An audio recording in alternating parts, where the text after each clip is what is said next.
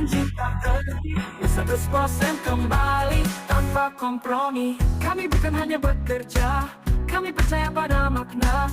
Penerbit Oke terbitkan Indonesia berdiri tegak, mendukung penulis hingga jejakmu nampak. Kabar yang berbicara, isi yang menyentuh, setiap halaman kami kemas penuh peluh.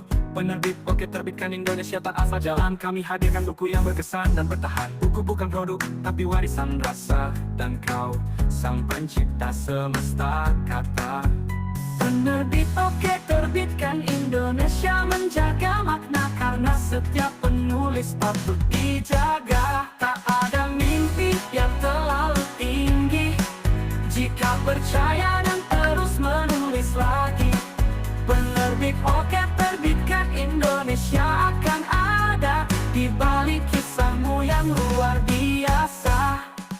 Kini giliran karyamu bersuara, menembus ruang, menembus udara. Penerbit Oke terbitkan Indonesia, rumah naskah yang merdeka. Mari kita terbitkan dunia bersama. Kini giliran karyamu bersuara, menembus ruang, menembus udara. Penerbit Oke terbitkan Indonesia, rumah naskah yang merdeka. Mari kita terbitkan dunia bersama.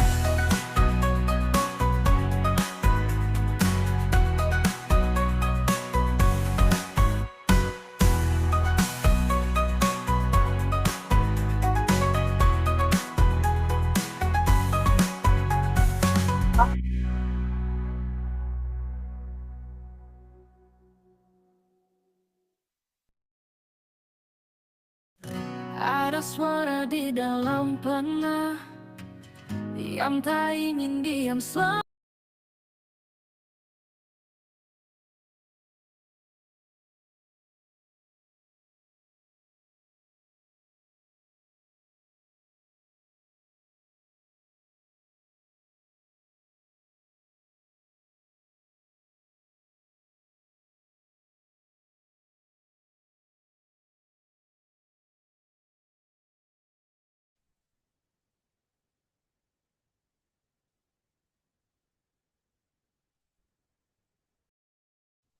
Selamat bergabung Bapak Ibu peserta webinar siang hari ini.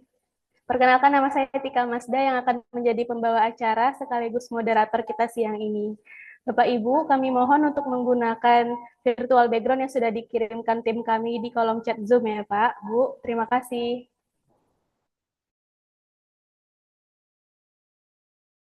Gen Z paling update soal teknologi, skincare, bahkan tren makanan sehat. Tapi, sudahkah kamu melek hukum kesehatan?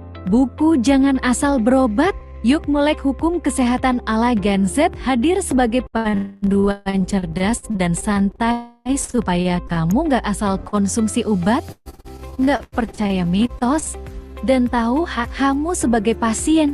Ditulis oleh para ahli di bidang kesehatan dan hukum, buku ini membahas undang-undang kesehatan terbaru, hak pasien, dan tips berobat secara etis dan legal di era digital.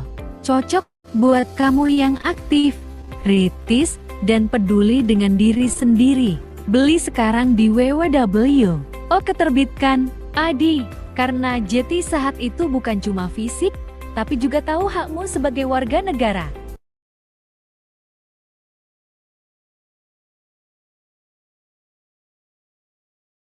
Stres akademik di kalangan mahasiswa semakin meningkat, apalagi di era digital yang serba cepat dan penuh tekanan.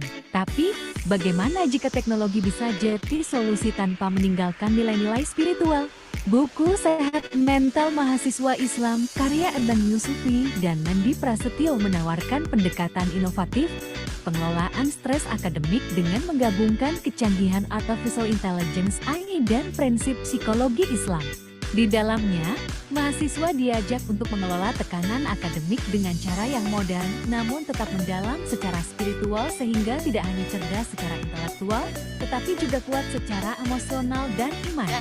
Buku ini wajib dimiliki oleh mahasiswa, dosen, dan pengelola kampus yang peduli pada kesehatan mental dan pengembangan karakter Islami. Dapatkan sekarang dan mulailah perjalanan menjadi pribadi yang seimbang. Hebat di kampus, tenang di hati.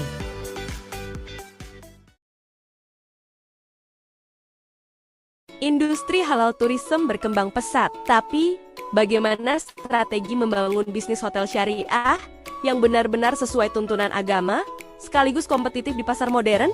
Temukan jawabannya dalam buku Model Manajemen, Bisnis dan Pemasaran Syariah di Era Halal Tourism, karya Dr. Abdul Mujib. Buku ini menyajikan konsep, strategi, dan studi kasus nyata dari hotel syariah di Indonesia mulai dari perencanaan bisnis hingga pemasaran berbasis nilai-nilai Islam, dirancang khusus untuk akademisi, praktisi pariwisata, dan pebisnis muslim. Buku ini adalah panduan nyata menuju bisnis syariah yang profesional, etis, dan berdaya saing global. Beli sekarang di www.oketerbitkan.id dan jadikan bisnismu bagian dari kebangkitan ekonomi halal dunia.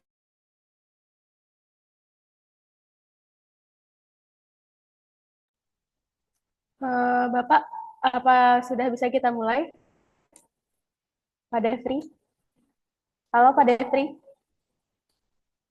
Baik, silakan. Oke, baik. Bismillahirrahmanirrahim. Assalamualaikum warahmatullahi wabarakatuh. Salam sejahtera bagi kita semua. Shalom, Om Swastiastu, salam kebajikan, Namo Buddhaya. Selamat siang dan selamat datang kami ucapkan kepada Bapak Ibu peserta webinar CV Oke Terbitkan Indonesia. Acara ini merupakan kegiatan rutin penerbit kami yang dilaksanakan setiap minggunya. Dan kali ini, minggu ini, webinar kami mengusung tema yaitu Framework Pengembangan AI, Peluang Bisnis Teknologi untuk Masa Depan, Rabu 3 September 2025. Diawali dengan mengucapkan Alhamdulillahirrabbilalamin, puji syukur kita ucapkan kepada Allah Subhanahu wa Ta'ala yang telah memberikan kita rahmat dan hidayahnya sehingga kita dapat berkumpul di siang hari ini. Besar harapan kami kegiatan ini dapat memberikan kebermanfaatan bagi kita semua. Pertama-tama yang terhormat, pimpinan penerbit CV Oke Terbitkan Indonesia beserta jajarannya. Yang kami hormati narasumber webinar yang telah hadir bersama kita semua, yaitu Bapak Devri Suherdi, Eskom Mkom. Selamat datang Bapak. Dan tak lupa yang kami hormati Bapak Ibu serta rekan-rekan peserta webinar yang telah berkenan hadir siang hari ini. Senang sekali rasanya nama saya Tika Masda yang hari ini akan memandu sekaligus menjadi moderator pada webinar siang hari ini. Bapak Ibu dan hadirin sekalian, sebelum kegiatan kita mulai, kami akan menginformasikan tata tertib selama kegiatan berlangsung. Peserta diharapkan untuk mengaktifkan kamera serta mematikan audio atau dalam keadaan mute selama webinar berlangsung. Peserta berkata dan berperilaku sopan selama webinar berlangsung termasuk pada kolom chat. Yang ketiga, peserta dapat mengajukan pertanyaan secara langsung melalui fitur raise hand atau pada kolom chat Zoom dengan format nama instansi _ pertanyaan. Dan yang terakhir, tautan daftar hadir webinar akan diberikan di akhir acara. Selain itu, sertifikat kegiatan siang hari ini tersedia dan dapat Bapak Ibu akses jika Bapak Ibu sudah mengisi link presensi yang nanti akan kami informasikan di akhir acara. Baik Bapak Ibu, sebelum kita mulai rangkaian inti dari webinar siang hari ini, yakni pemaparan materi oleh narasumber kita, izinkan saya untuk membacakan biografi narasumber kita siang hari ini, yaitu Bapak Devri Suherdi, Eskom Mkom. Siang hari ini narasumber kita masih terbilang muda, yaitu Bapak Devri Suherdi masih berumur 37 tahun. Pak Devri merupakan sosok yang sangat inspiratif di dunia pendidikan dan teknologi. Beliau menyelesaikan studi magister di ERSA School IT pada tahun 2015 dengan predikat memuaskan. Perjalanan karir beliau saat ini aktif sebagai Ketua Yayasan Kreatif Teknologi Indonesia, kemudian Principal of Robotic Lab, Lembaga Robotik dan Prix Laboratory, Direktur CV Active Kids Teknologi, dan dosen tetap perguruan tinggi swasta. Beliau juga merupakan dosen praktisi serta guru tamu di lembaga sekolah dan perguruan tinggi. Beliau juga merupakan seorang trainer di bidang manajemen pendidikan, seorang konsultan IT dan konsultan marketing, serta merupakan narasumber pendidikan dan UMKM di berbagai program TV nasional. Beliau juga merupakan seorang penulis buku, modul, dan artikel. Latar belakang pendidikan Pak Devri dimulai dari pendidikan S1 beliau di manajemen informatika di Sekolah Tinggi Manajemen Informatika dan Komputer IBI serta pasca sarjana Magister Ersa School IT. Narasumber kita hari ini adalah contoh nyata yang merupakan seorang leader trainer yang memiliki banyak pengalaman di dunia pendidikan, teknologi, dan bisnis.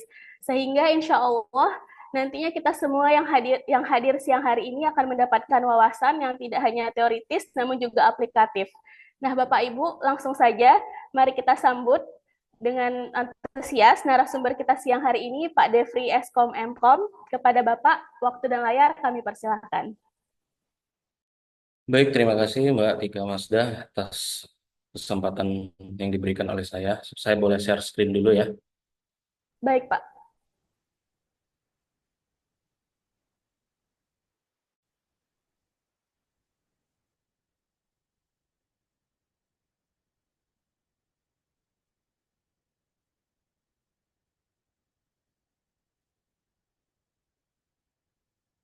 Baik, kita mulai.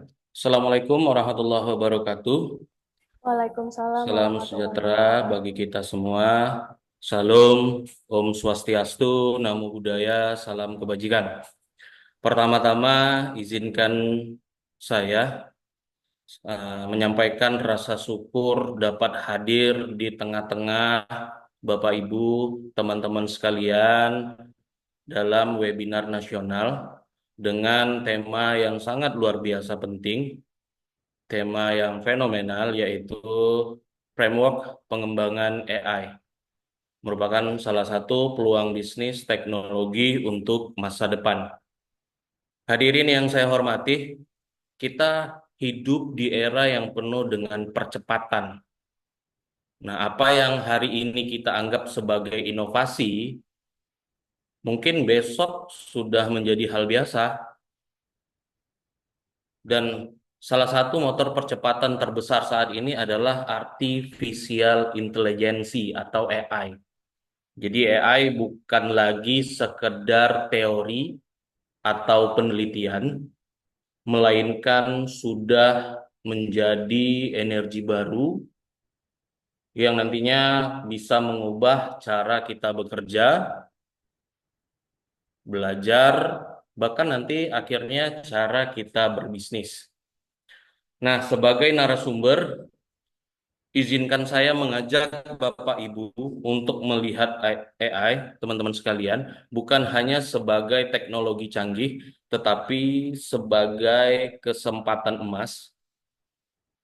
Jadi AI adalah alat, dan bagaimana kita menggunakannya untuk menentukan apakah kita sekedar menjadi pengguna pasif atau malah justru menjadi pencipta peluang baru.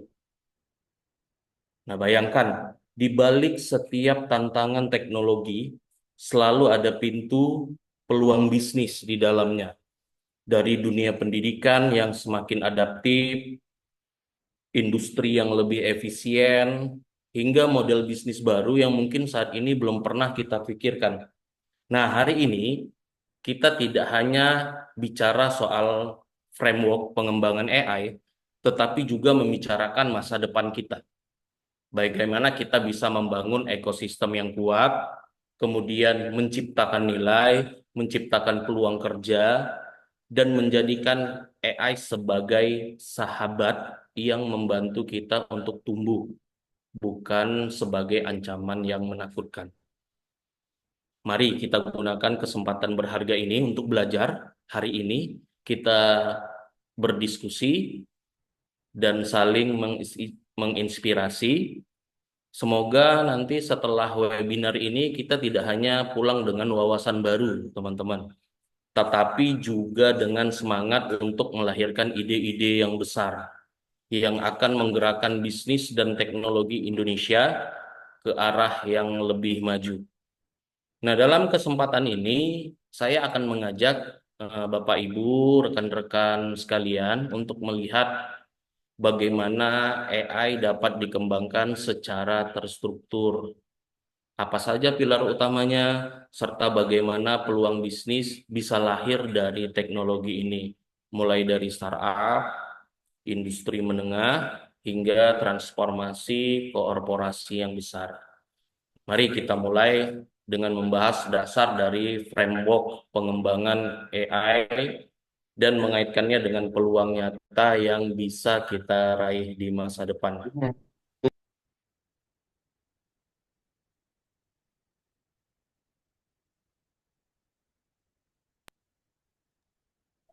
Tapi kalau di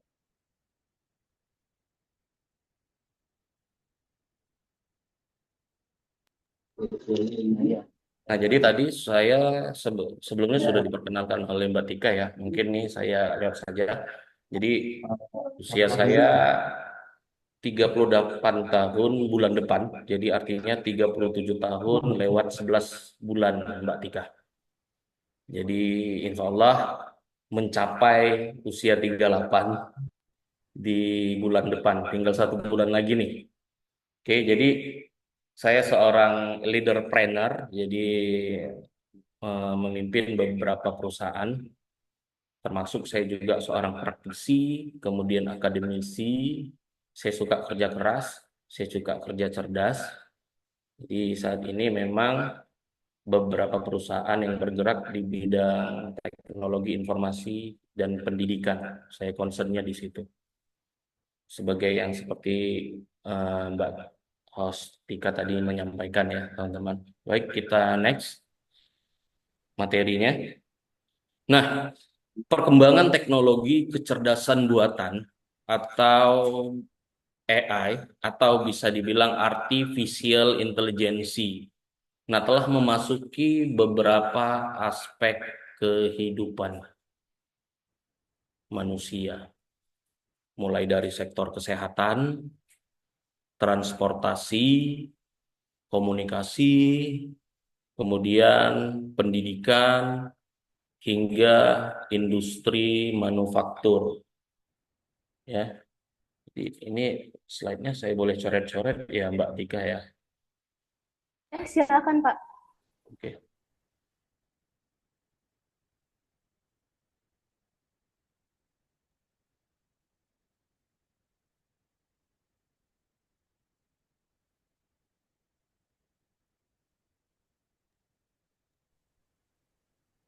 Oke, kita lanjut ya. AI telah menjadi fondasi utama dalam mendorong inovasi dengan efisiensinya. Jadi sekaligus menciptakan cara kerja baru yang lebih adaptif dan berbasis data, teman-teman. Untuk memaksimalkan potensi AI, biasanya kita memerlukan struktur kerja yang jelas dan sistematis. Nah, hal inilah yang menjadi framework pengembangan AI sebagai komponen yang vital dalam memproses pembangunan sistem berbasis kecerdasan buatan. Nah, framework AI adalah sekumpulan pustaka, antarmuka, dan alat bantu, toolkits ya, yang memungkinkan pengembang untuk membangun, melatih, mengevaluasi, dan menerapkan model AI dengan lebih cepat dan efisien. Tanpa framework, proses pengembangan AI akan memerlukan waktu dan sumber daya yang jauh lebih besar. Nah, karena setiap aspek pemrogramannya harus dilakukan dari awal atau dari nol. Nah, dalam konteks pendidikan, framework AI berperan sebagai media atau medium pembelajaran teknologi cerdas yang aplikatif. Siswa dan mahasiswa dapat menggunakan framework untuk membangun proyek AI nyata. Nah, sementara pendidikan dapat menyusun kurikulum dan asesmen yang terintegrasi dengan artificial intelligence atau AI. Di sisi lain, dalam industri, framework AI itu membantu untuk mempercepat proses otomatisasi, prediksi pasar, deteksi kualitas produk, serta penyediaan layanan berbasis NLP. Nah, NLP ini sering kita dengar dengan Natural Language Processing, ya, framework, salah satu framework juga.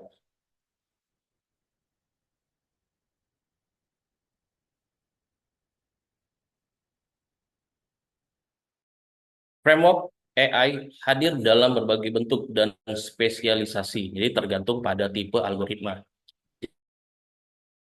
data yang diolah, tujuan akhir dari sistem AI tersebut. Nah, secara umum, framework AI ini dapat kita klasifikasikan ke dalam 5 framework machine learning (ML). Framework machine learning ini seperti Skitlearn atau XGBoost banyak digunakan dalam klasifikasi, regresi, dan clustering. Framework ini biasanya mendukung pemodelan statistik berbasis data tabular. Kelebihannya adalah ini ringan, cepat dipelajari, tidak membutuhkan GPU untuk pemrosesan. Nah, dalam pendidikan, mesin learning ini sangat cocok digunakan dalam pembelajaran data science untuk pemula.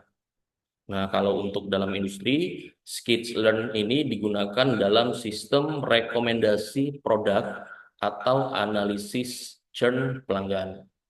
Nah, kemudian yang kedua, di situ ada framework deep learning atau DL. Nah, deep learning ini menggunakan jaringan saraf berlapis atau neural network untuk memahami pola kompleks dalam data besar, seperti gambar, seperti suara. Framework paling umum adalah TensorFlow dan PyTorch. Nah, itu yang paling populer. Framework paling populer adalah TensorFlow dan PyTorch, ya teman-teman. TensorFlow memiliki ekosistem luas dan integrasi kuat dengan cloud. Sementara PyTorch lebih fleksibel dan sering digunakan dalam penelitian.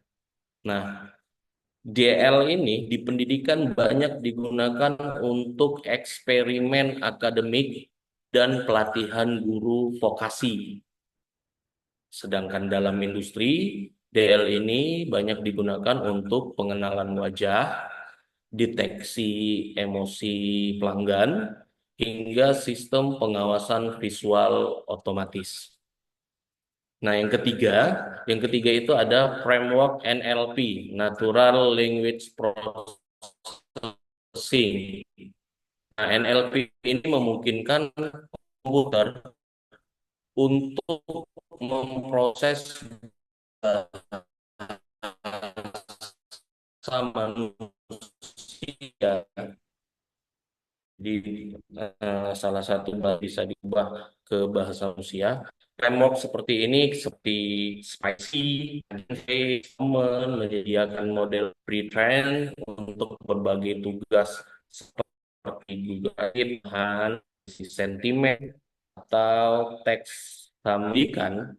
NLP ini digunakan untuk membangun chatbot. Nah, chatbot diperbanyak. Jadi NLP ini dipakai untuk membangun chatbot pembelajaran. Nah, sedangkan di industri adalah untuk membangun chatbot layanan pelanggan. Kalau kita pernah lihat, kita contohkan aja di industri provider, ya. Provider kita nggak perlu langsung ke kantornya lagi, tapi kita bisa berkomunikasi lewat chatbot pelayanan. Misal kita ke provider Telkomsel, kita mau ganti kartu, mau aktifkan kartu, kita bisa melalui chatbot pelayanan. Nah, itu dibuat melalui NLP. Nah, kemudian yang keempat, itu ada framework computer vision. Nah, ini sering digunakan juga sama mahasiswa. Jadi, untuk tugas computer vision ini adalah bertugas untuk mengenalkan video, CV, nah, luas. Nah, contohnya juga di sekolah kejurusan. Nah, ini computer vision juga bermanfaat. Jadi, framework ini mendukung pengembangan sistem keamanan sekolah berbasis kamera. Nah, jadi kalau di sekolah bisa digunakan, jadi tahu misalkan kita deteksi mana siswa yang sedang mengantuk atau yang tidak, itu melalui deteksi kamera dari computer vision.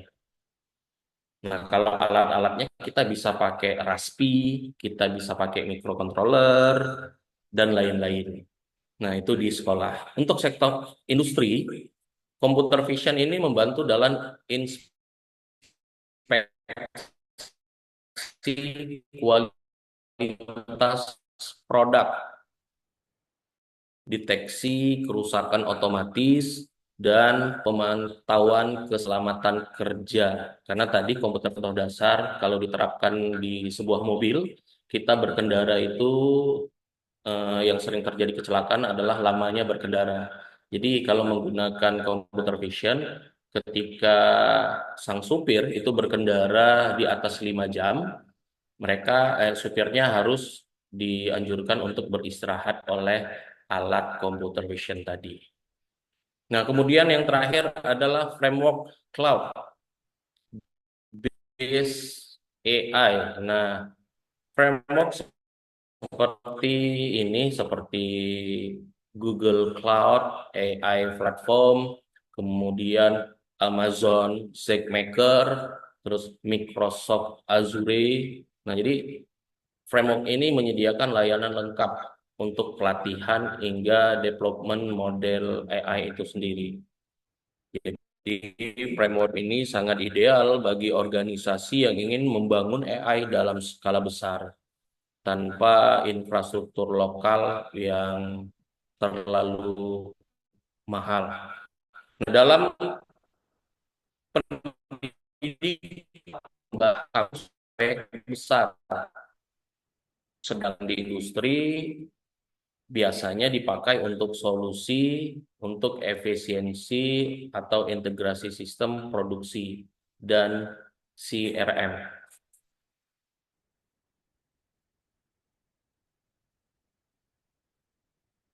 Nah, sebuah framework, biasanya framework AI modern itu dirancang agar pengembang dapat membangun model AI secara efisien dan modular. Nah, jadi berikut ini adalah beberapa komponen-komponen utama yang umumnya terdapat dalam framework artificial intelligence atau framework AI. Jadi yang pertama di situ ada, sorry,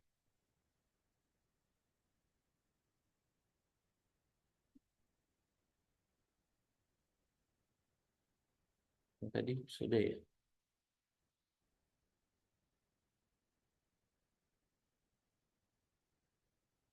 Ini ya komponen utama ya.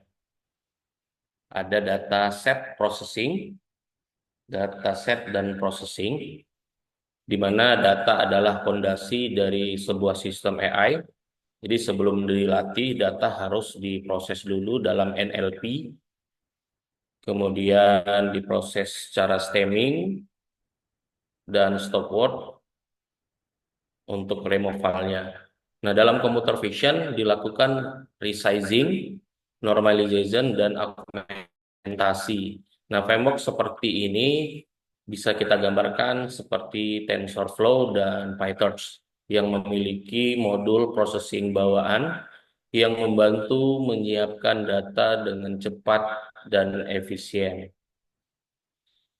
Nah, dalam konteks pendidikan, data bisa berasal dari nilai siswa, hasil asesmen, atau log aktivitas dalam LMS biasanya.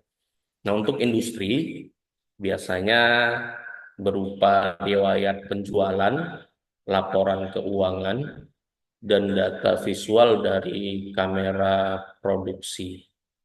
Nah, yang kedua itu ada arsitektur model. Nah, framework AI ini menyediakan komponen untuk membangun arsitektur neural network seperti convolutional neural network kayak CNN kalau nggak salah. Untuk pengolahan citra kayak Recurrent Neural Network (RNN). Jadi untuk pengurutan data ya. Nah, saat ini model berbasis transformer ini mendominasi dari NLP, bahkan computer vision, kayak framework seperti Hugging Face, kemudian bagaimana Hugging Face itu mempermudah akses ke arsitektur tersebut.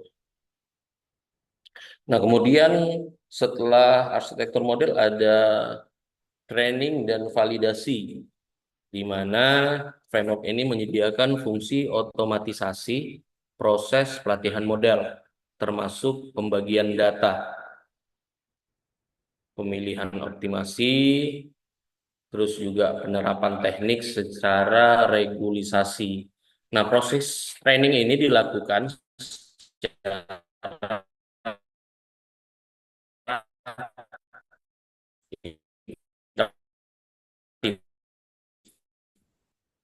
hingga model menunjukkan performa yang stabil, jadi paralel, sehingga menghemat waktu secara signifikan.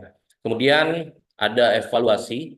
Evaluasi model ini perlu diukur secara sistematis. Jadi framework AI menyediakan metrik seperti akurasi, presisi, recall, terus MSI. MSI itu mean squared error ya. Dalam kasus klasifikasi biasanya confusion metric ini digunakan untuk memvisualisasikan hasil prediksi. Nah, dalam pendidikan, evaluasi ini untuk membantu memastikan sistem penilaian otomatis dapat bekerja secara adil dan akurat. Jadi tidak ada yang berubah dalam penilaian. Nah, sedangkan dalam industri, evaluasi model ini penting untuk menjamin bahwa AI tidak membuat kesalahan fatal dalam pengambilan keputusan.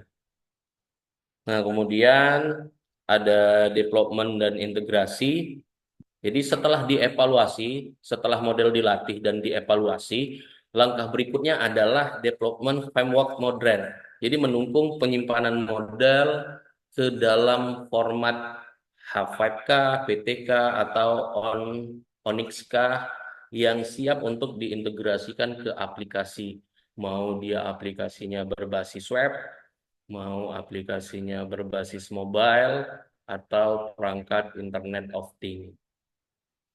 Nah, model development ini juga dapat dilakukan melalui REST API, menggunakan Flash atau platform cloud.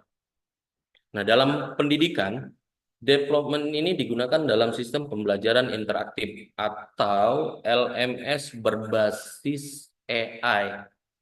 Sedangkan di industri, model ini dapat terintegrasi dengan dashboard, produksi, atau sistem ERP kalau di bidang industri.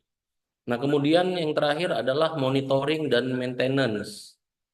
Jadi model AI ini bersifat dinamis, perlu diperbaharui juga. Jadi framework modern biasanya menyediakan integrasi dengan alat monitoring seperti TensorBoard atau Wake atau Basis untuk melacak performa model pasca development. Jadi fitur ini penting untuk mengidentifikasi drop data atau penurunan akurasi akibat perubahan konteks operasional. Kita lanjut. Nah, framework di dunia pendidikan ya. Dalam dunia pendidikan, pemanfaatan teknologi berbasis kecerdasan buatan ini semakin meluas seiring dengan tuntutan yang dimana tuntutan itu adalah kita masuk ke dalam pembelajaran yang lebih adaptif, personal, dan berbasis data. Jadi framework AI ini memainkan peran strategis dalam mendukung pengembangan berbagai sistem pembelajaran berbasis perilaku dan kinerja peserta didik. Nah, contohnya itu adalah integrasi AI dalam kurikulum berbasis LMS atau integrasi AI dalam LMS. LMS itu adalah Learning Management System ya. Biasanya setiap sekolah itu udah punya. Nah, salah satu bentuk pemanfaatan framework AI adalah dalam pengembangan Learning Management System atau LMS yang cerdas.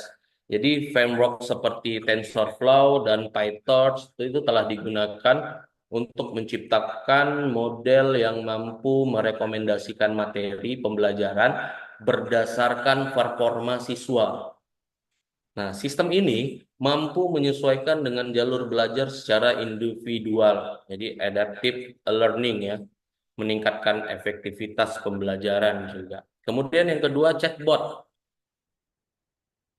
atau kita gabung yang ketiga juga learning analytic. Jadi chatbot dan learning analytic biasanya seperti framework NLP, Hugging Face Transformer telah memudahkan pengembangan chatbot edukatif yang dapat digunakan sebagai asisten virtual dalam proses pembelajaran.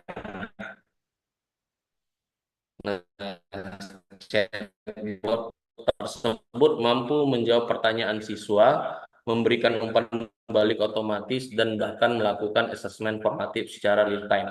Nah, apa bedanya dengan Meta? Nah, bedanya dengan Meta ini adalah AI antara kalau yang chatbot ini adalah sudah disesuaikan atau sudah diberi instruksi dasar dari atas pertanyaan-pertanyaan yang sering muncul oleh siswa atau mahasiswa biasanya.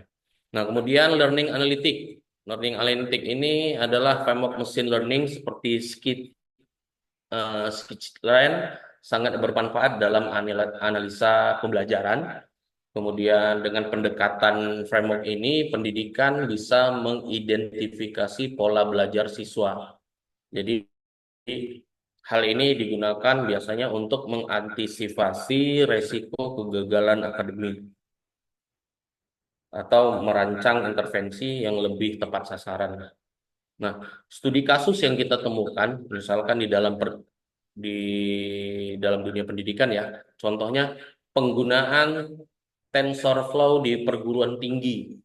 Nah, berapa perguruan tinggi di Indonesia telah memanfaatkan TensorFlow dalam pengembangan sistem deteksi plagiarisme.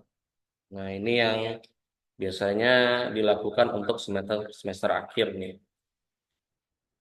Atau sistem rekomendasi materi hingga penilaian otomatis tugas esai.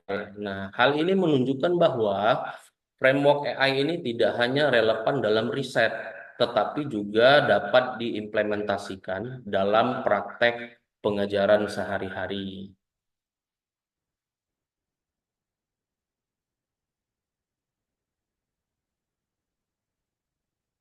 Oke, kita lanjut framework AI di dunia industri. Nah, di sektor industri, framework AI ini menjadi fondasi utama dalam menciptakan solusi cerdas yang dapat meningkatkan efisiensi operasional khususnya. Jadi efisiensi operasional, kemudian kualitas produk dan pengalaman pelanggan lah bisa diatur di situ. Nah, perusahaan teknologi tetapi juga digunakan oleh manufaktur, kemudian perbankan, kemudian kesehatan, hingga agriculture. Nah, jadi fondasi utamanya ada yang pertama itu otomatisasi proses bisnis, yang dimana framework AI itu digunakan untuk mengembangkan robotik proses automatisasi atau RPA yang didukung oleh machine learning. Nah, jadi sistem ini memungkinkan otomatisasi tugas-tugas rutin seperti entry data, kemudian pemrosesan formulir, dan verifikasi dokumen. Nah, kemudian penerapan dalam manufaktur cerdas. Nah, dalam konteks industri 4.1, framework seperti PyTorch dan OpenCV digunakan untuk pengawasan kualitas produk secara real time. Jadi kamera industri yang dipadukan dengan model AI mampu mendeteksi cacat produk dengan akurasi tinggi tanpa intervensi dari siapapun, dari manusia siapapun. Nah, kemudian AI untuk AI untuk pelayanan pelanggan dan HR recruitment. Jadi, framework NLP berperan penting dalam pengembangan chatbot layanan pelanggan. Jadi, sistem rekrutmen cerdas namanya. Nah, dengan modal berbasis deep learning, perusahaan dapat memproses ribuan lamaran kerja secara otomatis. Jadi, dia dapat memetakan skill kandidat dan mencocokkannya dengan kebutuhan posisi yang tersedia. Nah, jadi AI itu bisa diimplementasikan di situ. Nah, kita bisa cek untuk studi kasus di industri penerapan PyTorch dalam deteksi cacat produksi. Jadi, sebuah perusahaan manufaktur otomotif misalkan di Jawa Barat itu sudah mengimplementasikan model deteksi visual menggunakan PyTorch. Nah, model tersebut dilatih untuk mengenali berbagai macam jenis cacat pada permukaan logam. Nah, sehingga mengurangi tingkat produk cacat hingga lebih dari 30% dalam kurun waktu 5 sampai 6 bulan. Nah, jadi penerapan framework di dunia industri ya. Jadi ada contoh kasus yang saya dapatkan di Jawa Barat. Nah, tantangan dan peluang implementasi framework. Jadi pengembangan dan implementasi framework AI dalam sektor pendidikan dan industri tidak lepas dari berbagai tantangan struktural, tantangan teknis, sumber daya manusia. Nah, namun di balik tantangan tersebut terbuka pula peluang besar untuk inovasi dan kolaborasi lintas sektor.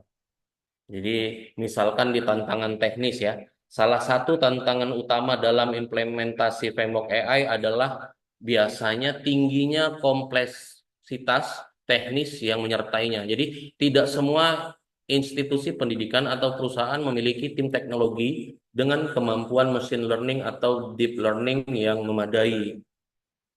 Misalnya kayak pemrosesan pradata atau data processing, kemudian pemodelan, kemudian turning parameternya. Jadi ini membutuhkan pemahaman matematis dan statistik yang cukup dalam. Jadi biasanya hal ini menjadi penghambat terutama pada lembaga pendidikan menengah atau UMKM industri itu sendiri ya.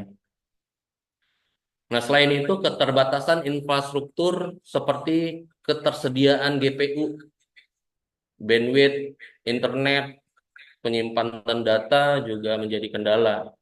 Jadi framework seperti TensorFlow dan PyTorch itu membutuhkan spesifikasi perangkat keras yang tinggi untuk pelatihan model berskala besar. Nah, di sisi lain, kebutuhan akan pengolahan data yang aman, etis menunjuk pada kebijakan dan standar yang lebih jelas. Nah, kemudian tantangan dari sumber daya manusia, ketersediaan talenta AI, talent AI di Indonesia masih terbatas, rekan-rekan. Banyak institusi kesulitan merekrut atau melatih tenaga ahli yang dapat mengembangkan solusi berbasis framework AI.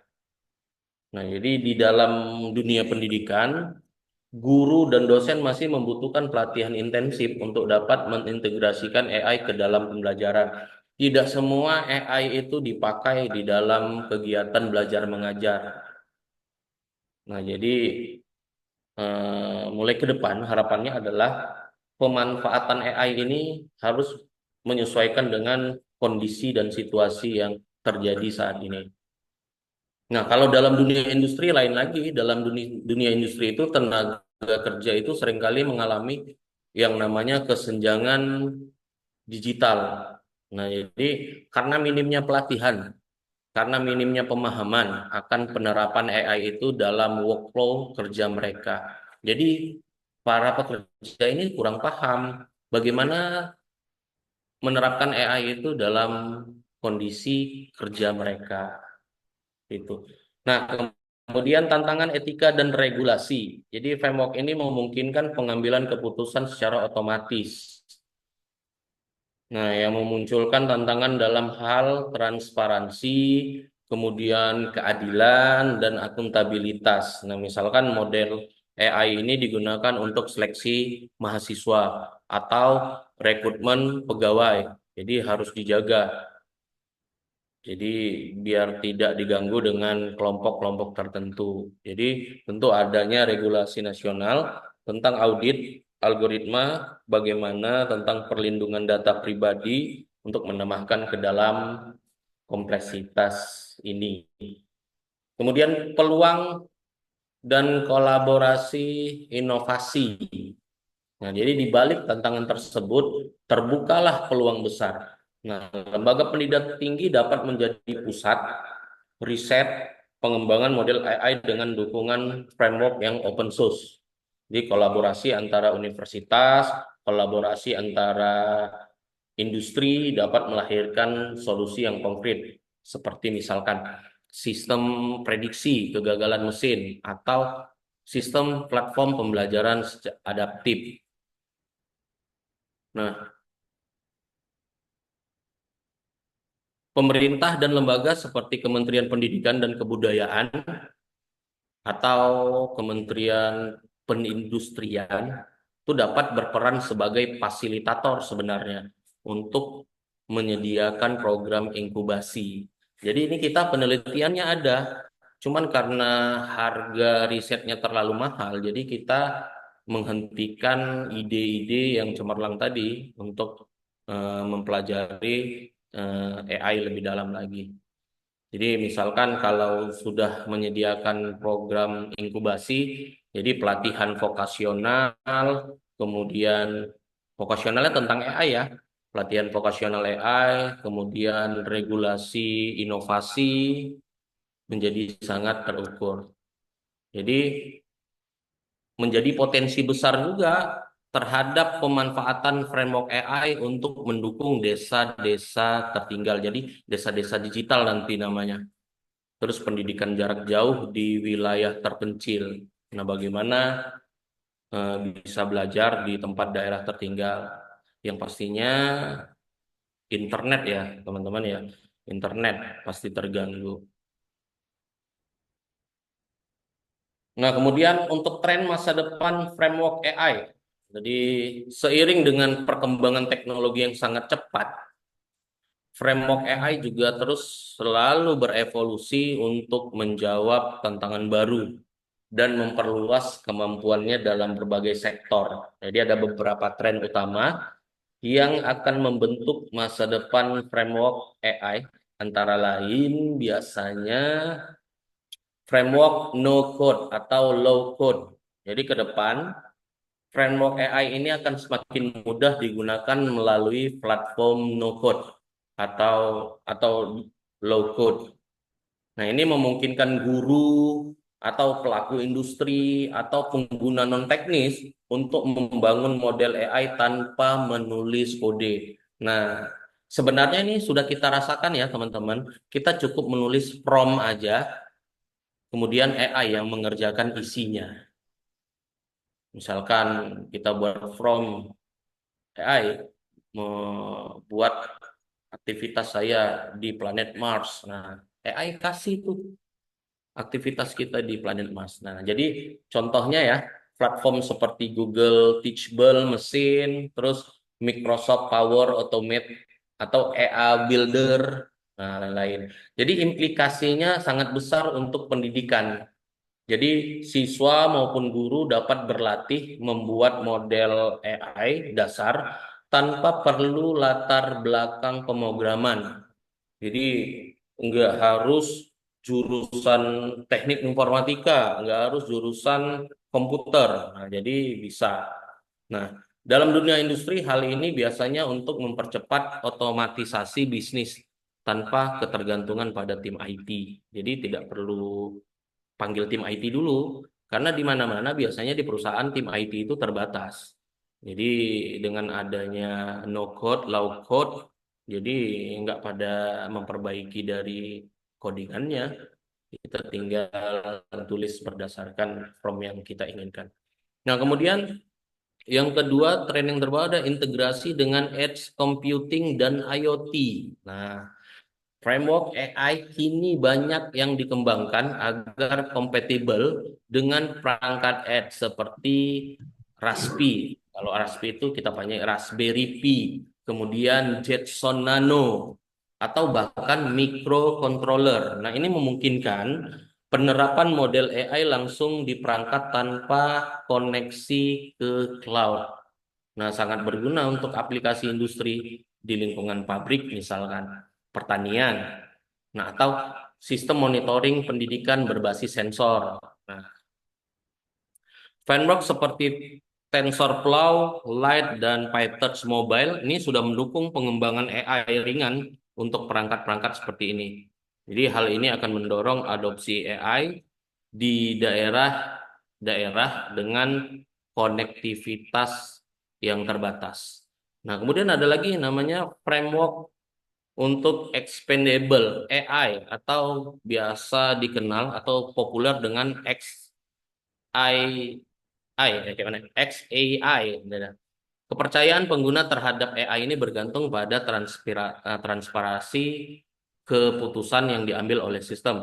Nah, jadi oleh karena itu, framework masa depan akan menyertakan fitur expandable AI agar pengguna bisa memahami mengapa, kenapa suatu prediksi itu dibuat.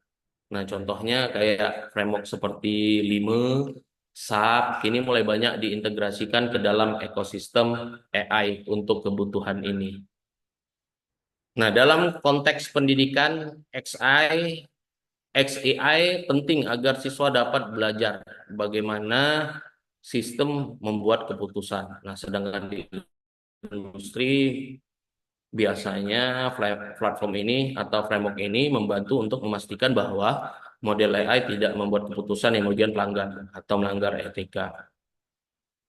Nah, kemudian yang terakhir itu ada integrasi framework dengan Large Language Model atau LLM.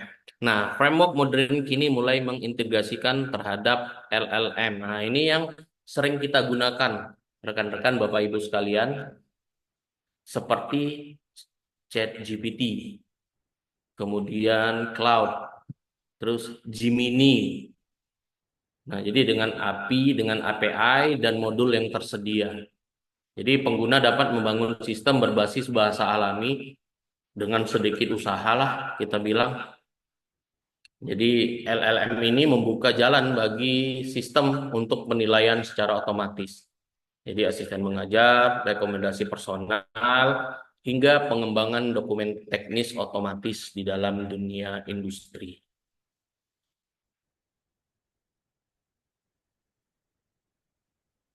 Demikianlah pemaparan saya mengenai framework pengembangan AI di peluang bisnis teknologi untuk masa depan.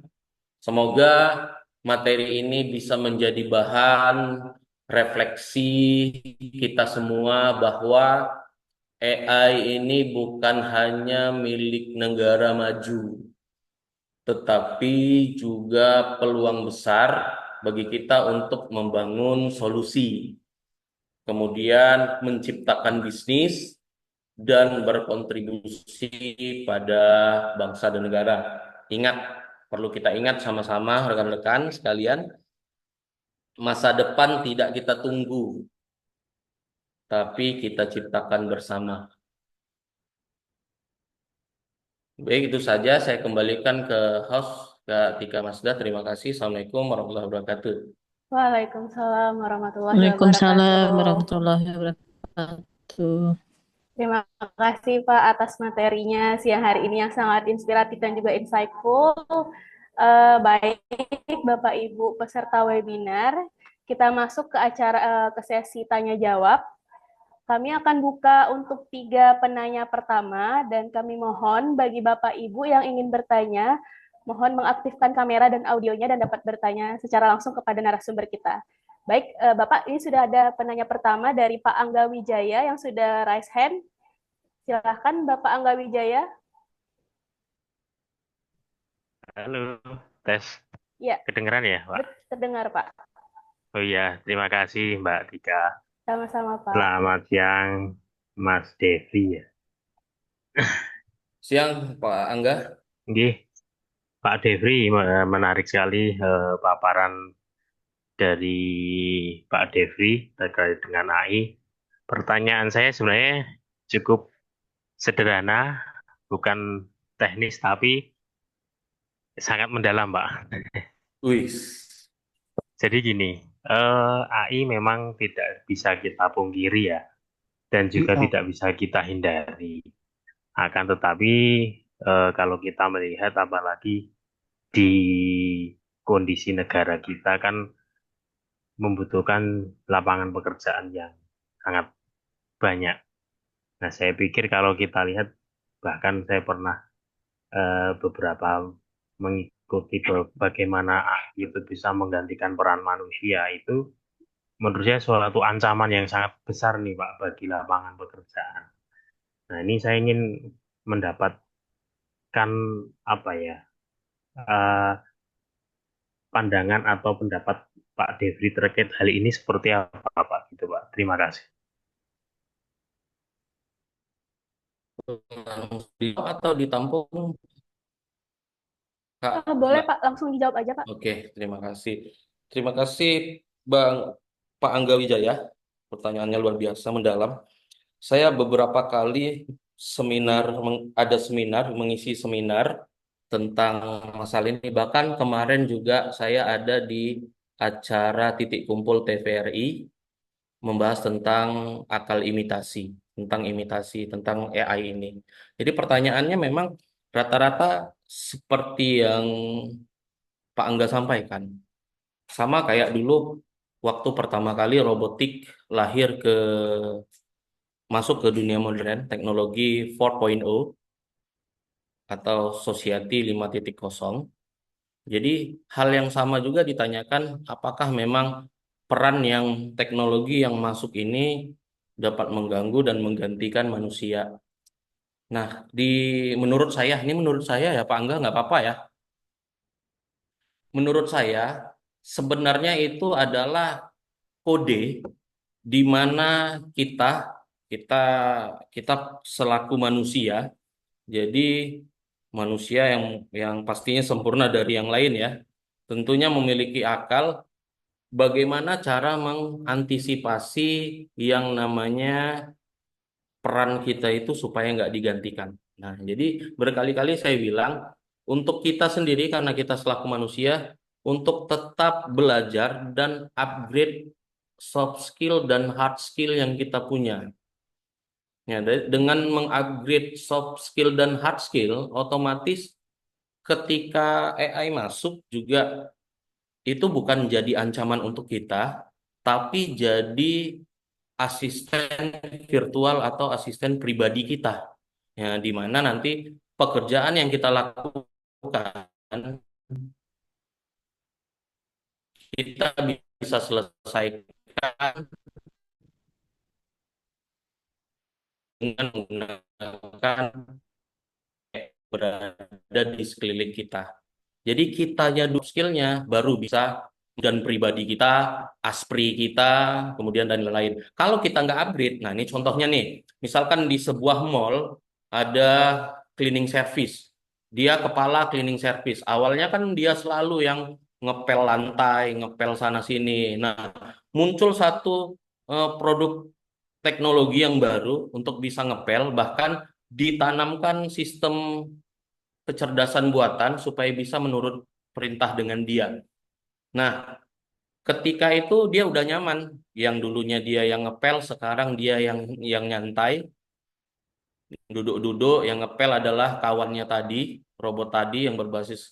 Nah, ketika alat itu, nah ini tadi yang terjadi namanya error atau debugging ya. Ketika yang namanya sebuah alat itu pasti ada masanya, pasti ada errornya. Nah, ketika alat itu rusak, error, atau kita katakanlah tersiram sama deterjennya lah, maka alat itu tidak bisa bekerja. Nah, artinya kalau sang pawang tadi, yang CS tadi tidak bisa membenarkan atau memperbaiki alat tersebut, maka itulah jadi ancaman untuk dia. Pasti dia digantikan sama orang yang bisa memperbaiki alat itu tadi. Nah, jadi dilihat dari sudut pandang mana, maka sudut pandangnya adalah upgrades. Upgrade skill, hard skill, dan soft skill supaya kita nggak tergantikan. Tapi kalau nggak, ya mau nggak mau. Jadi yang buat itu tergantikan atau tidak, kayaknya kita sendiri.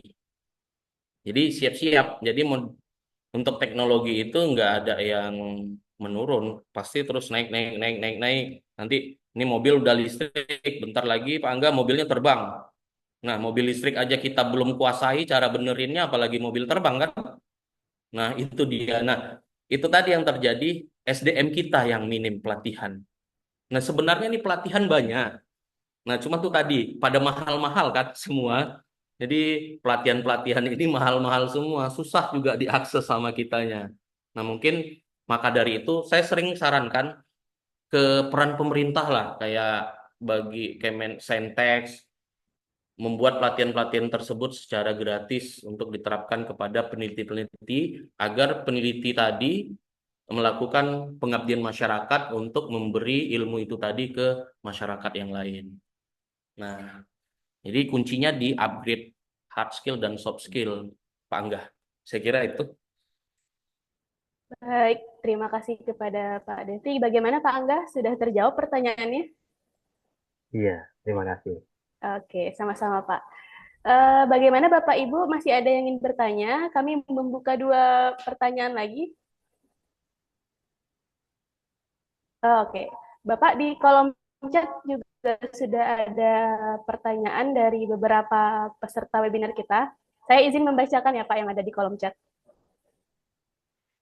Baik, pertanyaan kedua dari Pak Gamaliel Kajarek. Bagaimana mempresisi naskah atau draft dokumen agar mendekati kemauan kita? Barangkali Pak Devri punya tips dan triknya. Terima kasih. Ada di tulisan di sini nggak sih? Ada Pak di kolom chat. Ini saya kasih emoticon. Bagaimana Mempresisi naskah. naskah apa nih ya? Naskah buku bukan sih? Oke, Pak Gama bisa mengaktifkan kameranya sebentar, Pak. Bagaimana mana dia?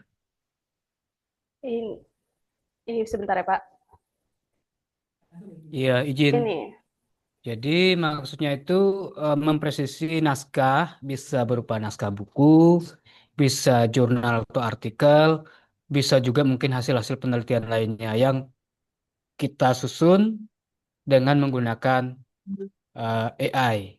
Bagaimana caranya supaya bisa mempresisi maksud kita dengan AI itu supaya nyambung gitu, sesuai dengan keinginan kita. Seperti itu, Bapak. Baik, terima kasih kepada Pak Gama. Untuk Pak Devi mungkin bisa dijawab. Baik. Oh, biasanya untuk ini siapa tadi yang bertanya? Pak Gamael ya? Biasanya untuk buat-buat skripsi itu ya, Pak ya? Betul, diantaranya itu. Cuma kan Makanya biasa banyak lebih banyak. ditemukan plagiat ya. Ya, Sama buku juga gitu. Ditemukan plagiat. Jadi kalau yang saya alami, saya juga ada beberapa juga menggunakan Gemini. Yang pertama gini, Pak Gamiel. siap. Yang pertama menggunakan platform GPT yang apa ya kita bilang sekarang yang berbayar. Oke, Nah, Bapak tahu ya kita bedain yang berbayar sama gratisan pasti tidak betul. akurat ya di situ ya. Kita juga contoh pakai Canva juga Canva yang bayar sama Canva yang gratisan juga beda ya. Nah, ChatGPT juga gitu, mungkin ChatGPT yang gratisan sama ChatGPT yang berbayar pasti hasilnya juga beda. Sama kalau misalkan kita menggunakan mungkin lebih ke black box AI, terus Gemini dan lain-lain. Jadi biasanya yang saya lakukan kita ambil key-nya dulu biasanya, kunci utama itu dari buku yang mau kita buat. Nah, setelah itu kalau kalau saya nih setelah itu tapi di tempat alat AI yang berbayar ya, Pak Gamiel ya. Siap. Jadi Setelah saya minta sesuai dengan key yang saya butuhkan, kemudian kan key-nya udah keluar tuh karena dia berbayar, pastinya lebih akurat. Nah, biasanya untuk menghindari plagiarisme atau plagiarism, saya biasanya baca ulang, baru saya ketik ulang gitu. Nah, terus dicarinya, tolong jangan lebih dari 500 kata, jangan banyak-banyak, Pak Gamil. Oke. Nanti yang banyak-banyak itu yang dia tidak membawa kita secara khusus jadinya. Nanti dibawanya kita ke secara pandangan umum. Jadi nanti kita sendiri yang susah untuk mencocokkan dengan buku yang mau kita siapkan. Oke, oke. Jadi nanti antara bab 1, bab 2 bisa jadi nggak nyambung. Hmm, hmm, hmm. Nah, begitu, Pak Gamel. Jadi tipsnya pertama cari yang berbayar. Mohon maaf sebenarnya memang itu yang kita suka gratisan ya, kita manusia ya Pak Iya, Gamel. iya. Kita suka gratisan, saya juga gitu suka gratisan. Tapi biasanya untuk yang hal-hal yang urgent, usahakan yang memang yang kayak softwarenya memang yang bagus gitu. Software yang berlisensi, jangan yang bajakan. Jadi tips pertama saya kira itu. Yang kedua mungkin jangan terlalu banyak prompter, jangan terlalu banyak prompt. Jadi spesifik saja apa yang kita butuhkan sudah.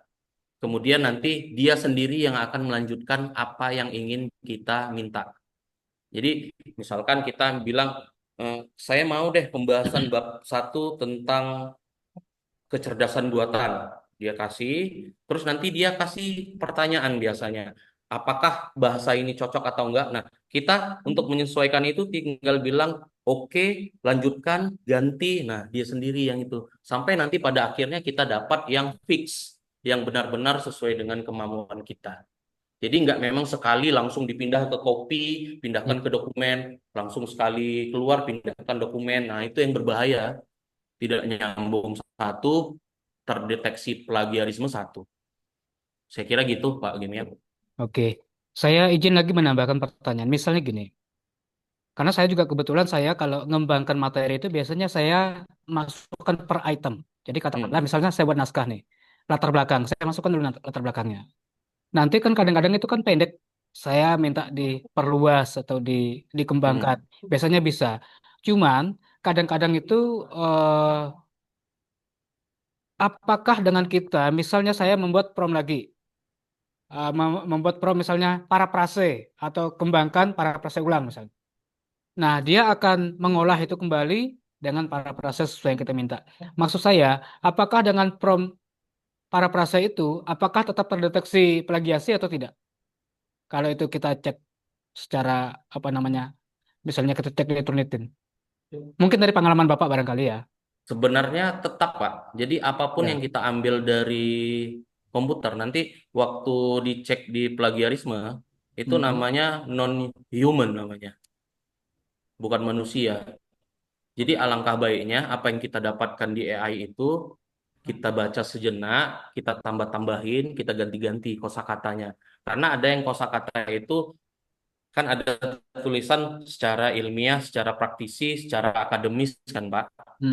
Nah, jadi di situ kita yang mengubahnya supaya untuk menghindari Plagiasi tadi ya. plagiarisme tadi. Kalau enggak nanti terdeteksi non-human katanya. Oke, oke, oke. Jangan langsung diambil aja, ambil kita ulek-ulek lagi. Nah, memang sedikit memakan waktu, cuman itulah cara terbaik untuk menghindarkan plagiarisme. Oke, oke. Oke. Baik, bagaimana Pak Gama? Oke, Pak. Terima kasih banyak, Bapak. Sudah Iya, cukup. sudah. Nah, Oke, kebetulan terima saya kasih, Pak. beberapa naskah juga saya akan banyak mainnya seperti itu. Kan barangkali ada Iya, tip Pak. dan trik Bagus, yang Pak. bisa saling Betul. kolaborasi kan untuk depan. Iya, yang penting jangan ambil bulat-bulat nanti Betul. susah kita. Ya. Oke, terima kasih Bapak. Ya, monggo dilanjut. Baik, terima kasih kepada Pak Gama. Kita lanjut ke pertanyaan terakhir dari aktifkan kamera dan audionya. Ya, Mbak. Tika, Oke. udah nih. Baik, Bu, silakan, Bu. Oke, Assalamualaikum warahmatullahi wabarakatuh. Waalaikumsalam warahmatullahi wabarakatuh. Ini ingin saya tanyakan ke Bapak Devi ya, Pak ya. Kan tadi apa namanya untuk pengembangan AI peluang bisnis ya, Pak ya. Kalau misalnya kita menggunakan atau atau mengimplementasikan AI ini dalam suatu bisnis, Pak? Itu kira-kira gimana cara kita mengukur bahwa oh kita sudah berhasil nih dalam suatu menjalankan suatu bisnis dengan mengimplementasikan AI tersebut. Nah, itu gimana cara mengukurnya itu, Pak? Cara melihat bahwa sudah berhasil atau belum suatu bisnis kita. Makasih, Bapak. Oke, baik. Saya langsung jawab ya, Mbak Tika ya. Silakan, Pak. Biasanya itu ada softwarenya, Ibu Filia. Jadi sama kayak halnya kita kayak KPI kalau di lembaga perusahaan biasanya untuk mendeteksi AI itu berjalan atau enggak di platform di frameworknya juga. Jadi itu tadi yang saya jelaskan di situ ada namanya PyTorch yang itu yang lagi populer. Kemudian ada TensorFlow itu yang sering digunakan. Nah, jadi dari situ sendiri udah bisa mendeteksi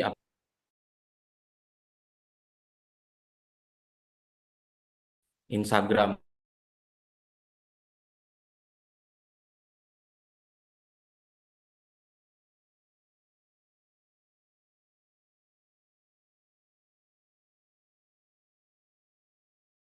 Bayar. Jadi kita lebih banyak. Jadi di Meta sendiri sudah menerapkan itu. Kita cukup di akun kita, tapi bukan akun no bisnis ya, akun bisnis ya Bu Filia ya. Iya, Pak. Jadi kalau akun personal agak susah. Jadi akun Oh, bisnis, kemudian kita terapkan di situ penjualan. Misalkan kita butuh lokasinya di seluruh Indonesia tersebar. Kemudian kita buat iklan. ah, Setelah itu iklan itu kita sebar. Apakah iklan ini bekerja? Di situ ada namanya aplikasi Insight. Kita oh, bisa lihat berapa orang yang lihat, berapa orang yang nge-view, berapa orang yang merespon dengan iklan yang kita. Nah, yang oh, merespon itu biasanya itu terjadi transaksi, misalkan dia nge-DM, tidak hmm, hanya melihat, kemudian ada transaksi di mengklik like misalkan. Nah, tapi kalau hanya melihat saja belum cukup. oh Jadi ya, di Meta sendiri itu ada aplikasi Insight itu untuk menelusuri apakah AI yang dia kerjakan untuk iklan supaya meluas itu banyak itu tadi dari Insight. Jadi kita bisa lihat di situ ada yang namanya candle. Candle itu kita lihat perubahan candlenya itu menaik atau menurun. Nah, karena oh, kan kita sendiri yang menentukan, misalkan untuk jualan kita itu dalam sebulan. Jadi kita lihat ya, dalam sebulan itu kita lihat candlenya naik atau turun. Nah, oh atau gitu. ada perubahan. Nah, di situ bisa diklik lagi. Ah, Kenapa tiba-tiba di tengah ada yang turun? Nah, ya, apakah ada iklan lain yang masuk? Nah, oh, biasanya seperti itu. Karena kan bukan kita aja yang iklan, semua e-commerce juga membuat iklan. Jadi oh biasanya ya, terjadi ya, ya. tabrakan-tabrakan seperti itu. Nah, makanya kalau mau iklannya dia naiknya signifikan, misalkan dalam sebulan naik ke atas, maka kita iklankannya, nah itu tadi kembali ke dana, Bu Filia. Kalau Hmm, kita punya deposit di Instagram Meta Insight itu misalkan sekitar 10 juta, terus kita mainkan selama 1 bulan, memang sih terlalu besar itu. Tapi saya mm-mm. kira pasti itu tendensinya naik. Oh gitu. Nah, jadi kita tahu berarti AI yang kita pakai itu bekerja untuk memenuhi kegiatan kita untuk pemasaran. Pemasaran oh gitu ya. Iya, Oke. Oke. Makasih Bapak seperti itu. Devi atas Ya, materinya. Baik, apakah sudah menjawab ya Bu ya pertanyaannya ya? Oke, makasih Mbak. Alhamdulillah Oke, udah. Makasih Mbak sama-sama ya. Ibu. Iya, Yuk. sama-sama Ibu. Baik, karena waktu kita terbatas, Bapak Ibu, kami mohon maaf untuk Bapak Ibu yang pertanyaannya belum terjawab. Mungkin nanti bisa bertanya langsung melalui sosial media Pak Devri atau di kontak Pak Devri juga. Baik, kita lanjut. Saya ingin memberikan kesimpulan sedikit bahwasanya dari tema webinar kita siang hari ini, bahwa framework pengembangan AI ini bukan lagi sekedar tren, tapi merupakan kebutuhan nyata di seluruh sektor kehidupan. Itu pendidikan, teknologi, bahkan industri. Nah, walaupun meskipun saat ini masih tantangannya masih banyak, namun diharapkan juga bagi seluruh stakeholder, bisa jadi pemerintahan atau dari kita sendiri, untuk saling bersama agar di negara kita juga bisa menjadi sebuah inovasi terbaru begitu. Baik Bapak Ibu, kita lanjut ke acara selanjutnya, yakni perkenalan produk penerbitan buku oleh penerbit kami, yaitu CV Oke Terbitkan Indonesia, yang kali ini akan disampaikan oleh General Manager kami, yakni Saudari Winelia Betty. Kepada Saudari Winelia Betty, kami persilahkan.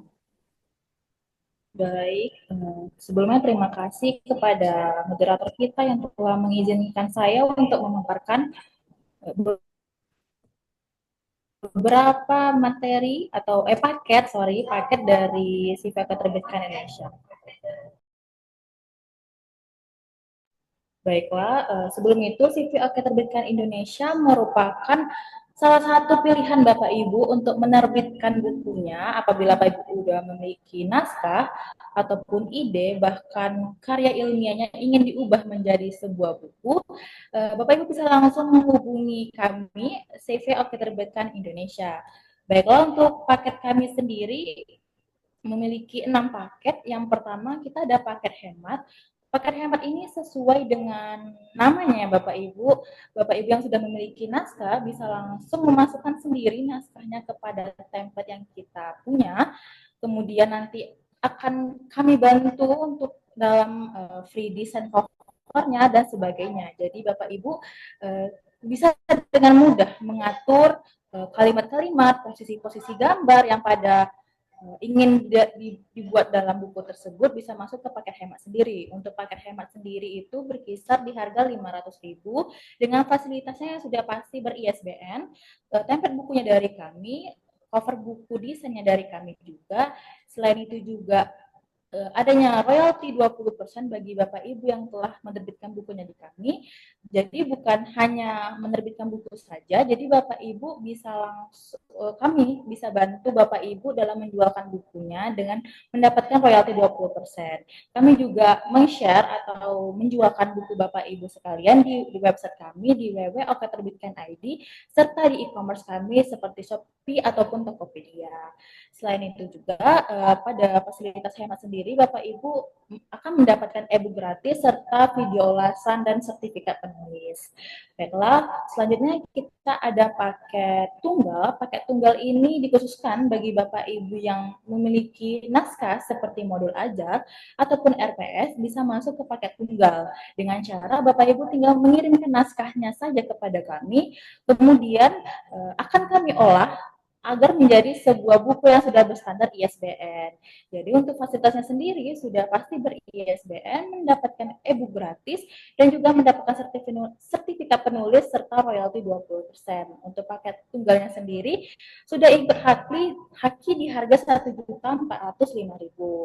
Baiklah, selanjutnya kita ada paket konversi ya Bapak Ibu. Paket konversi di sini dikhususkan untuk Bapak Ibu yang ingin mengubah karya ilmiahnya seperti skripsi, tesis, dan disertasi, bahkan karya tulis ilmiah juga bisa untuk masuk ke dalam paket konversi itu sendiri. Dengan fasilitasnya sudah pasti ber-ISBN, mendapatkan e-book gratis, buku SMP 3 pieces, royalti 20%, dan sertifikat penulisnya. Untuk konversi sendiri, untuk harga include dengan hakinya di harga 1.450.000. Next, kita ada paket kolaborasi. Paket kolaborasi ini diperuntukkan bagi Bapak Ibu yang ingin memfokuskan untuk mengerjakan di salah satu babnya saja dan ingin bekerja sama dengan beberapa penulis lainnya secara acak. Jadi salah satu contohnya aja Bapak Ibu ingin memfokuskan menulis buku di bab 1 dari antara satu. Lebih disarankan lagi nih buat Bapak Ibu yang sudah memiliki tim bisa langsung menghubungi saya untuk paket penerbitan kolaborasinya sendiri. Jadi lebih memudahkan agar buku terbitannya itu lebih cepat terbit dan tidak menunggu waktu lama lagi. Untuk fasilitas kolaborasi sudah pasti ber-ISBN, haki, editing, dan free cover design serta royalti 20%. Untuk paket kolaborasi sendiri di bab 1, terkhususkan bab 1 itu di harga 300.000. Kenapa kami memberikan 300.000? Di pertama karena benefitnya sangat banyak sekali Bapak Ibu. Salah satunya nama Bapak Ibu terletak nomor pertama pada kata pengantar ataupun haki juga, serta materi-materinya cukup ringan untuk bisa dimasukkan dalam bab 1 tersebut. Untuk bab 2 serta seterusnya itu di harga 150.000. Baiklah, lanjut kita ke paket antologi. Antologi di sini bersifat fiksi. Jadi Bapak Ibu yang memiliki naskah-naskah seperti novel, pantun, gurindam, syair, dan puisi, Bapak Ibu bisa masuk ke paket antologi karena paket antologi kita sudah berstandar QRCBN, yang dimana Bapak Ibu bisa mendapatkan beberapa fasilitasnya seperti cover buku gratis dari kami, layoutnya juga dari kami, sertifikat penulis, serta mendapatkan 4 buku fisik. Baiklah, langsung saja kita ke paket Ghostwriter. Paket Ghostwriter di sini bisa dibilang VVIP-nya dari CV Oke Terbitkan Indonesia.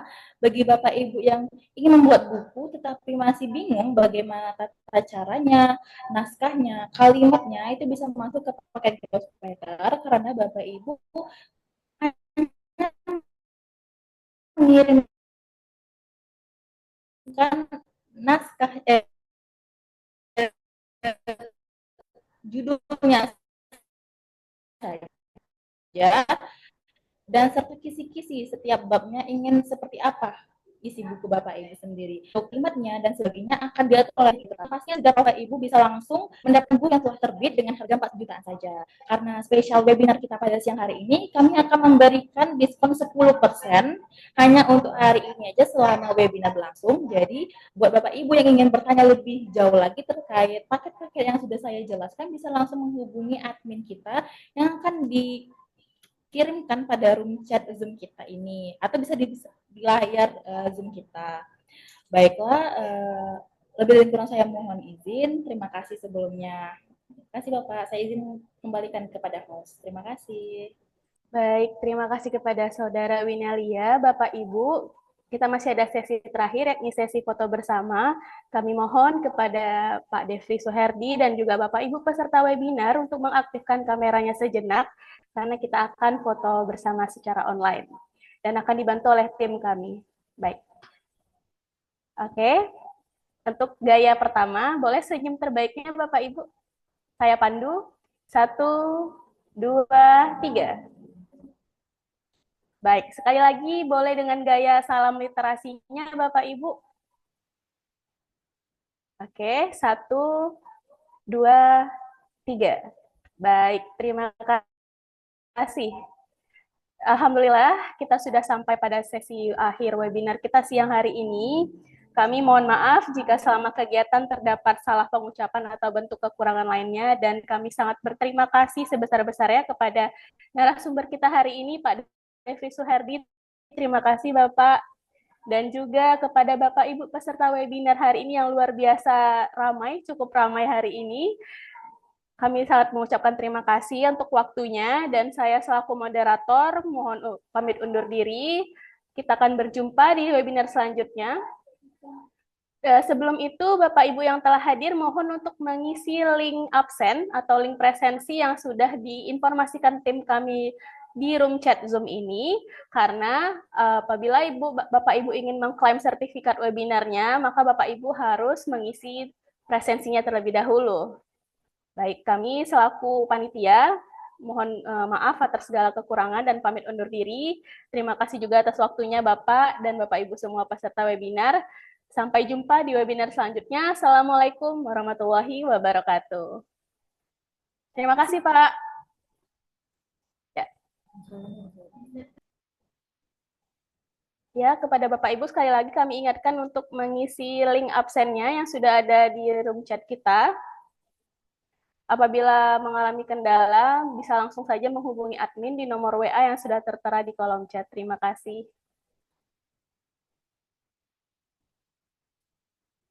Hidupin lampu.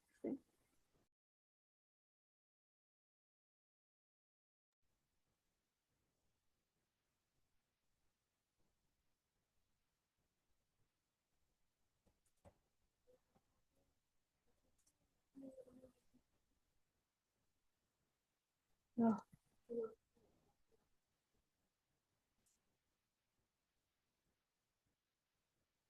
Apa tuh?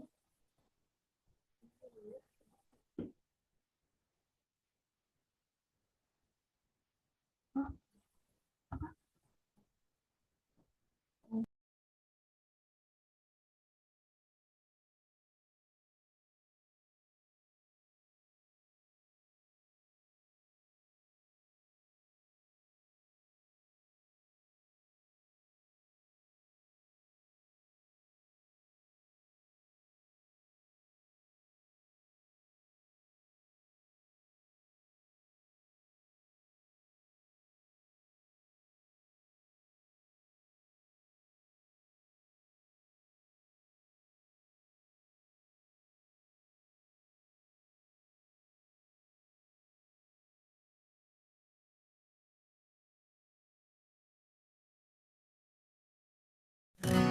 Ada suara di dalam pena yang tak ingin diam selamanya.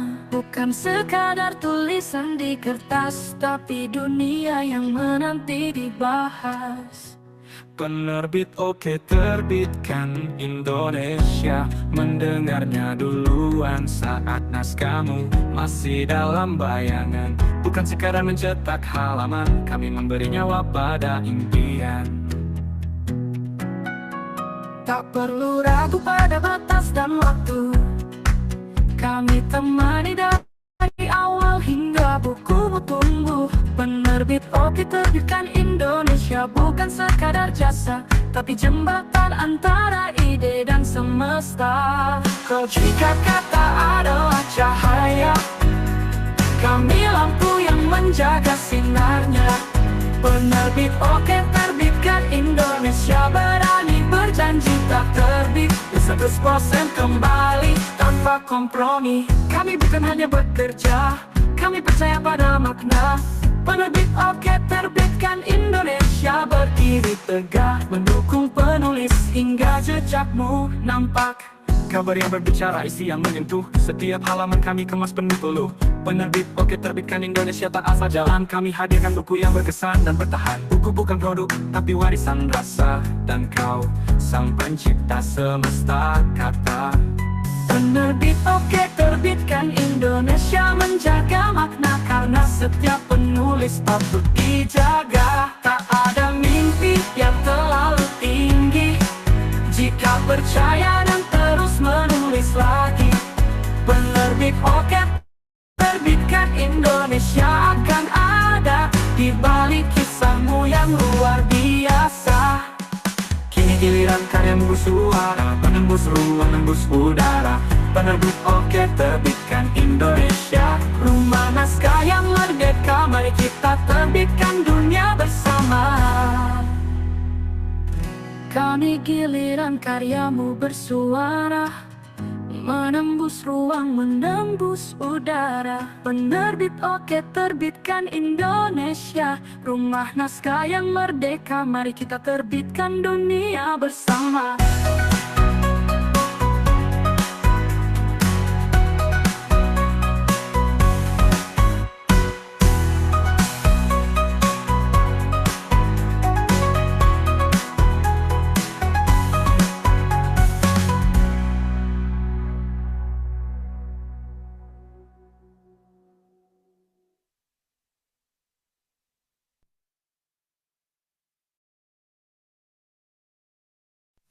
Ada suara di dalam pena yang tak ingin diam selamanya. Bukan sekadar tulisan di kertas, tapi dunia yang menanti dibahas. Penerbit oke terbitkan Indonesia, mendengarnya duluan saat naskahmu masih dalam bayangan. Bukan sekadar mencetak halaman, kami memberi nyawa pada impian. Tak perlu ragu pada batas dan waktu, kami temani dari awal hingga bukumu tumbuh. Penerbit oke terbitkan Indonesia, bukan sekadar jasa, tapi jembatan antara ide dan semesta. Kau jika kata adalah cahaya, kami lampu yang menjaga sinarnya. Penerbit oke terbitkan Indonesia, berani berjanji tak terbit 100% kembali tanpa kompromi. Kami bukan hanya bekerja, kami percaya pada makna. Penerbit oke terbitkan Indonesia, berdiri tegak mendukung penulis hingga jejakmu nampak. Kabar yang berbicara, isi yang menyentuh, setiap halaman kami kemas penuh peluh. Penerbit oke terbitkan Indonesia, tak asal jalan, kami hadirkan buku yang berkesan dan bertahan. Buku bukan produk, tapi warisan rasa, dan kau sang pencipta semesta kata. Penerbit oke terbitkan Indonesia, menjaga makna karena setiap penulis patut dijaga. Tak ada mimpi yang terlalu tinggi jika percaya dan terus menulis lagi. Penerbit oke terbitkan Indonesia, akan ada di balik kisahmu yang luar biasa. giliran karya bersuara, menembus ruang, menembus udara. Penerbit oke terbitkan Indonesia, rumah naskah yang merdeka, mari kita terbitkan dunia bersama. Kami giliran karyamu bersuara, menembus ruang, menembus udara. Penerbit oke terbitkan Indonesia, rumah naskah yang merdeka, mari kita terbitkan dunia bersama.